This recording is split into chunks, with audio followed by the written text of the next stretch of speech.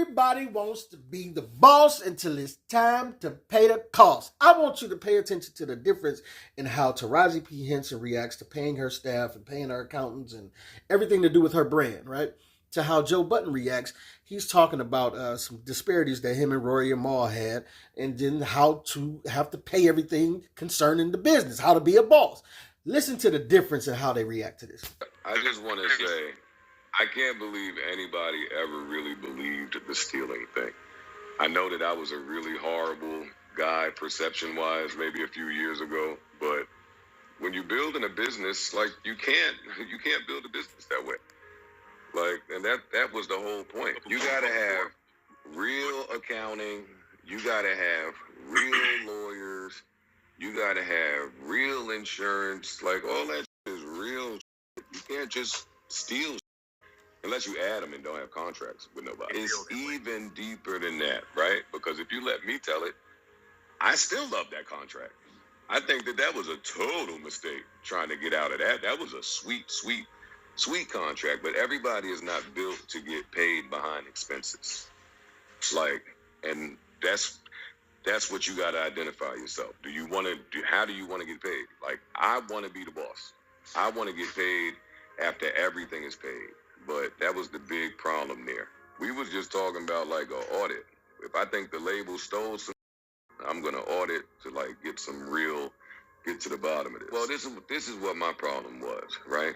And I said this to both of them very early in the deal. I said, my problem is y'all are accusing me of stealing, but y'all are too lazy to pay for the audit. So you're asking me to do a self-audit, which I'm only gonna do because I'm y'all man. But under no circumstance would I ever do that. Like, if you really feel like something's being taken from you, then put your nuts on the table and pay for an audit. You lazy sacks of shit. This has been like, there's absolutely nothing to know. Just like I told them at the time, all you got to do is look up. Well, for Spotify, we got 1.8. The tax hit on that is $400,000. The lawyer takes their percentage. The person who arranged the deal takes their percentage. The agency takes a percentage, and then insurance comes out. And then you pay your staff, and then you bust down the rest. They just didn't want to be at the back end of that. They just didn't want to sit behind. When Erickson need a raise, we got to wait. He got to get paid. What are we talking about? When the engineer needs a raise, when money goes out, I know it hurts, but you got to sit behind it. So are you saying that in terms of the pecking order of paying folks, are you saying the staff comes before the talent? I'm saying in a deal where you request to be paid the way that I'm paid because you want to make sure that I'm not stealing. See, that was their thing before we ever went to the Spotify thing, which was, nah, we want to get paid as you get paid. All right, say no more. I'm getting paid behind expenses. I think that was a good decision if you have faith in what you're doing. If you're only looking for a quick 2 to 3 year run, then that's a horrible decision. But if you want to grow as the business grows, then yeah, pay me on the back. So he was talking about how Rory and Mal requested to be paid like him, like a boss. And then when they got that, wait a minute, what is this, right? Much like women request to be bosses. They want to get paid like men get paid. They want to sit in the chair that men sit in, right? But when they incur all the costs, most bosses know that all these costs come with this type of stuff. But when it seems like when some women, not all, but when some women realize the gravity and the cost that comes along with being a boss, this is how they react. Almost had to walk away from Color Purple. Yes, ma'am. Who said what? Yes, ma'am. Yes, ma'am. Because you know what? If I don't take a stand, how am I making it easy for Fantasia and Danielle and Hallie and Felicia? Almost had to walk away from Color Purple. So most bosses, if you get a bad deal on the table, you walk away from it because you're not going to lowball me or undercut me in a bad deal. Instead of walking away, she took what she considers to be a bad deal and then reacted like this. Taraji, you had the audacity to say you're thinking about stopping acting. We said, stop talking. Are you thinking about it?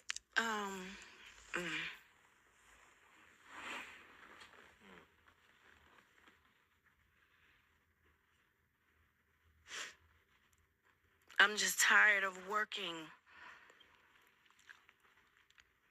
so hard, being gracious at what I do, getting paid a fraction of the cost. I'm tired of hearing my sisters say the same thing over and over. You get tired. I hear people go, you work a lot. Well, have to. The math ain't mathing. And when you start working a lot, you know, you have a team. Big bills come with what we do. We don't do this alone. The fact that we're up, there's a whole entire team behind us. They have to get paid.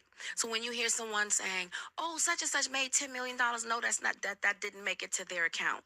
Know that off the top, Uncle Sam is getting 50%. That's right. Okay? So do the math. Now we have $5 million.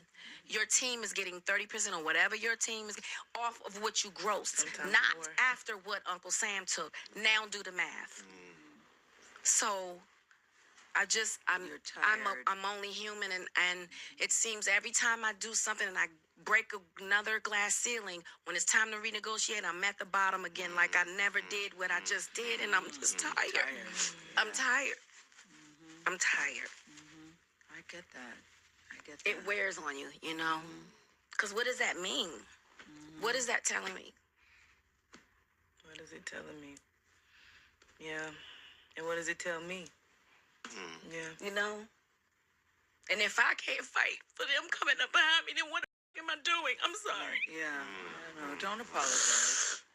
Don't apologize. I think it's an important message for people to hear because we see the lights, camera, action. And then And they it's so tell me we glamorous, don't yes. translate overseas. Yeah. I'm tired of hearing that my entire career, 20 plus years in the game, and I hear the same thing, and I see what you do for another production, and when it's time for us to go to bed, you don't have any money. They play in your face. And I'm just supposed to smile and grin and bear it and just keep, like, enough is enough. That's why I have other things. I have my TPH brand. I have my mental wellness. I have other things because this industry, if you let it, it'll steal your soul. But I refuse to let that happen. Yes. And all I'm saying is look at the difference of how Joe Budden handled this. He's eager to get paid on the back end. He likes the title of being the boss because he likes making sure everybody's taken care of, paid, and this, that, and another. Provider type feeling. We keep telling y'all, men are built a certain way, women are built a certain way. Women ain't really built. They do it out of necessity when they have to shoulder all this responsibility, but they're not really built for that. But here we are, right? And I'm not, nothing taken away from women that want to go down this path, but it's going to wear on you like this at some point. It wears on men like this. Not to the point that we be crying, or at least we ain't gonna, at least they ain't gonna let the world see you cry, but men go through the tough decisions of, yo, I don't, this is harder than I thought it was. Paying everybody, the lawyers, the accountants, the insurance, investing into the business to make sure everything is updated, make sure people get their raises. All this before you eat, before you touch a dollar yourself. You done touched all the money, but it's going every which way but you. But we okay with that because we building something for the future. So we okay with that, to get the money on the back end. Some of us are. And this goes for everybody, men and women. But it's just, bottom line, you got to ask yourself, are you built to be a boss? Or are you built to work? Everybody can't be a boss. Everybody's going to need work, bosses, workers, everything down the line, right? But especially for women, I feel that they weren't meant to carry this heavy burden of a load, right? And it wears on them because, especially, it shows more emotionally because women, you can see it pouring out of Taraji right here. But society has shifted in this way. It's when more women want to be bosses and get money and all of this, right? And that's fine. But I would tell ladies that they have to remember this is what they asked for. They said they wanted this, and now that you got it, you can't look at it as emotionally as you look at it. You got to be more logical about it. And speaking of logic, we got to talk about Taraji and her her placement in the acting society. Like I talked about this with Monique when she was going on a tour of suing everybody and talking this, that, and the other.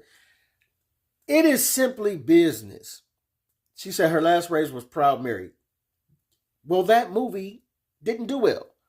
They had a budget of $30 million, and then the movie only made $20 million. So you're expecting another businessman to say, I want to put you in a movie in the leading role, and you want them to pay you more than what you got paid then, as your trajectory has kind of came down a bit. It's not good business sense. And I understand that she's frustrated, but she fired her whole team because they didn't capitalize on when Cookie Lion was hot and all of that, and they didn't bring her more stuff. So you was paying your team for a service that you weren't getting. And you fired everybody out afterwards, but it's afterwards now. The boat is sailed. Your trajectory is still coming down. We still love Taraji, but let's keep it honest. She's always been like a great supporting actress, but she never really garnered like the big box office, like leading lady money or roles. So we have to keep logic in there as well and not emotions. Women get emotional. Monique got emotional and want to cuss everybody out when she wasn't getting the offers that she would get. But the fact is, this is how business works. If I know as a businessman, I can offer you a terrible deal and you'll take it, then most people are going to offer you the terrible deal to see if you're business savvy enough to reject the offer. But most people will take the deal and then be mad about it. So we have to be logical and more not emotional about our decision makings and the decisions that we have made. And logically, you can't be that mad when you took the deal. Like Oprah. She's looking at Oprah like Oprah should have offered her a phenomenal deal because they're women and they're black women and this feminist thing and they're Shabbat. Nope. Oprah trying to make some money. Just like Taraji's trying to make some money. So somebody going to have to get the lowball offer or the mediocre offer or whatever. She offered it to you and you took it. So we have to acknowledge that. You didn't have to take the deal. You could have stood on it and been like, no, you know what? I'm worth more than this. Can we get a counter offer of this or this, that, and the other? And then also, you have to be logical on where you are in the game. Like Taraji, I know she may feel like, oh, I've done so much. But this business game is a what have you done for me lately type of thing. Look at Russell Wilson. He negotiated a great contract for himself.